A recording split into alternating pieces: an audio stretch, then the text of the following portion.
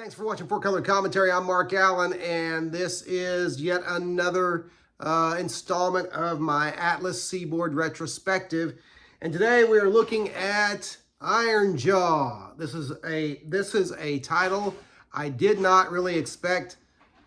The cat is tearing up a Safeway bag or something. Anyway, I'm sorry. It wasn't a squirrel, but it was a cat. Okay, so I did not expect to think much of Ironjaw. Things I'd seen, things I'd heard. It turned out, though, it was much better than I expected. A little history on this. This is something Michael Fleischer is the writer. It's his creation and his script. The first issue's art is by Mike Sekowsky. We'll get into that in a minute.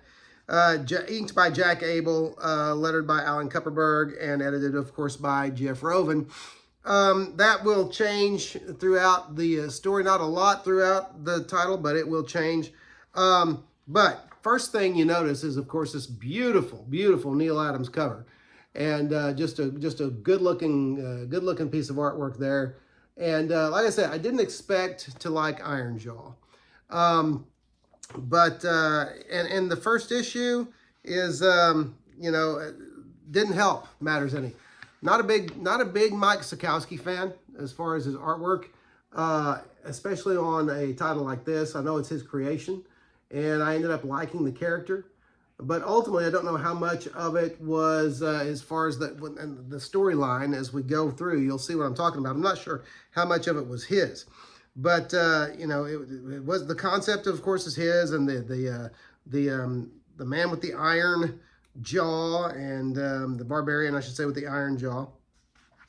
He is actually, of course, living in a futuristic Earth where mankind has destroyed the land and the oceans, and so lots of just one of those dystopian future. Earth ruined by ruined by man. Had kind of some what do I call it, overtone, some Planet of the Apes overtones, even though there's no talking apes in here. But anyway, here's a little more artwork by Mike Sekowsky.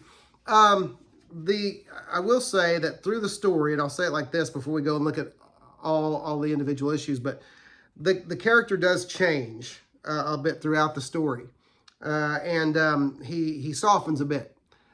He starts off not a very nice guy. I mean, he makes Conan look soft and cuddly in some of this. The way he treats women, the way he thinks of women. There's one case in here where he, the woman basically asks, why would you just do whatever you want with me? And he says, because I am strong, you are weak, and there's nothing you can do about it. So, I mean, he goes from that, I will say, to the final story, being a much different, and I'll get into that in a moment. Issue number 2, things change for the better. Now, first, you still have a great looking Neal Adams cover on issue number 2, and it is kind of taken from the story, as there is some arena action in there with some very large bears, but what you have here is a new artist who will stay on the book for the rest of the issues, and that is Pablo Marcos, and I am a big fan of Pablo Marcos. And let me get some. Here's some of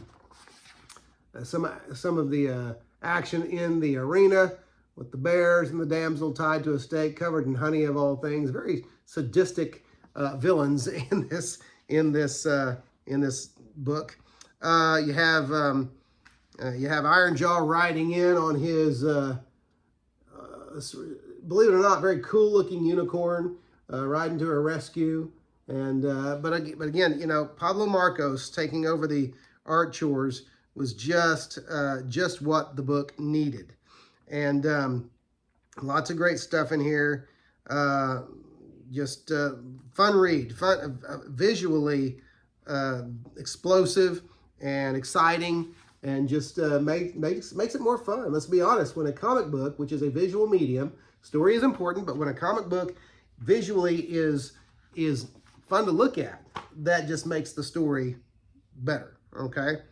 All right, here's the cover to issue number 3. It is a Pablo Marcos cover, and And so there you have just a really nice looking cover. And what this does is this, I believe it is it this one that's, no, this isn't the one that it has his origin. This is just him. This is Ironjaw going up against some headhunters.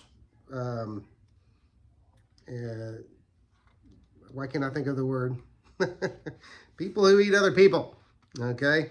Cannibals. There you go. Here's a very cool opening splash page there. And just kind of good old sword and sorcery fare, but entertaining. And I'm trying to think if there's anything notable about this issue. Nothing, you know, pretty straightforward story. And just, again, great Pablo Marcos art.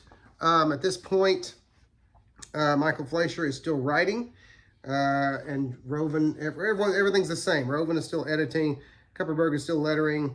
And Fleischer is still writing. And then there is a book that I was going to go ahead and include this because this came between issues 3 and 4. And this is Barbarians, a single issue of Barbarians with Ironjaw.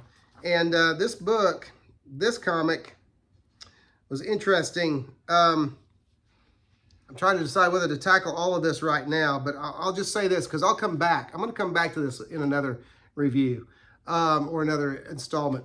But this book here, this is where Ironjaw begins to be softened.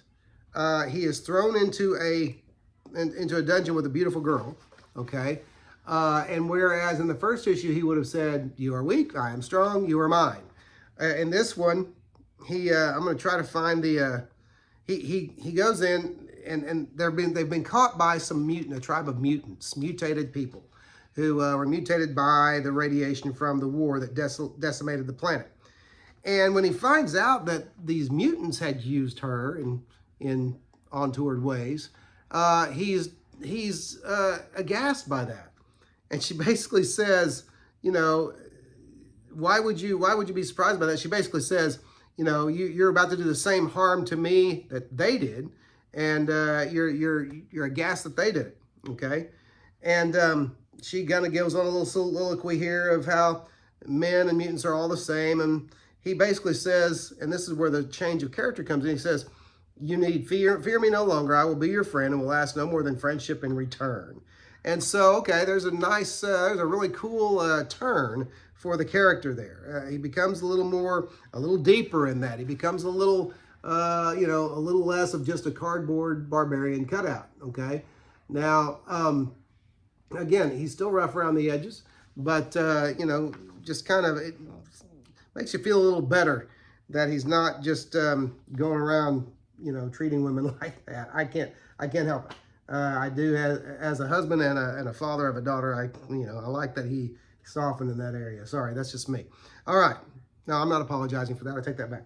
Okay, Ironjaw number 4. This is the origin of Ironjaw. And with this, you do have a change. Gary Friedrich becomes writer, which, of course, Martin Goodman moved Friedrich into several, or maybe it was Larry Lieber. Somebody moved him. It wouldn't have been Martin.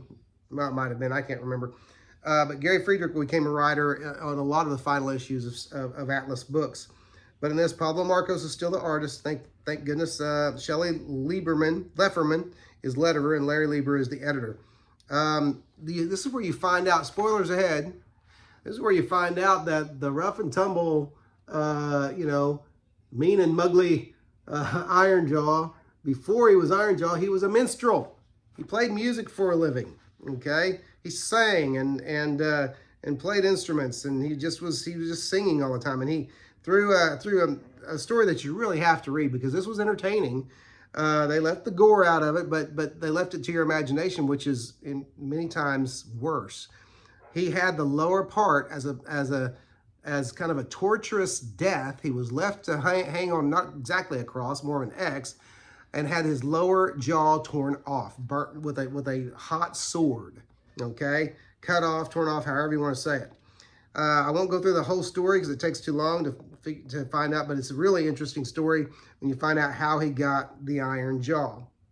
And it's a big, it really does a lot to round the character out and give the character a, you know, give the character some, you know, flesh him out a little bit and make him even sympathetic. And here's a panel from when he first sees his reflection in the water after he is pretty much healed, but sees the scars and sees what's left of his face. They always hide it, but there he is, finding out how he looks. And you know, again, through a series of events, he gets the Ironjaw and becomes a very, very formidable warrior. Okay, and that is Ironjaw in a 10-minute nutshell. Okay, there's the last page. He gets revenge on one of the men who, you know, mutilated him, and gets the girl, and as a more gentlemanly barbarian. I know, barbarians weren't gentlemen, but you know, there it is. And so, anyway, that's Ironjaw. Ironjaw was a fun read. And again, I'm going to come back to Barbarians, number 1, which was the only issue of that. It's really too bad because that book, they had some plans, some plans for that book that sounded very cool. So 4 issues of Ironjaw. They're fun reads, and even issue 1. I know there's some Mike Sekowsky fans out there, so that's great. You'll enjoy his art, but you'll enjoy those Neil Adams covers on the first 2 and the Pablo Marcos covers and art on all but 1. So great stuff there, Ironjaw. I recommend it. I will come back to Barbarians probably next time because it's worth mentioning. There's something else in there that's worth mentioning. Anyway, that's it for now. Hey, listen, don't forget to comment, like, and subscribe, especially comment. I really like that people are commenting and enjoying these videos and just enjoying this retrospective of Atlas Seaboard books. Anyway, that's it. Thanks for watching 4 Color Commentary, and I'll see you next time.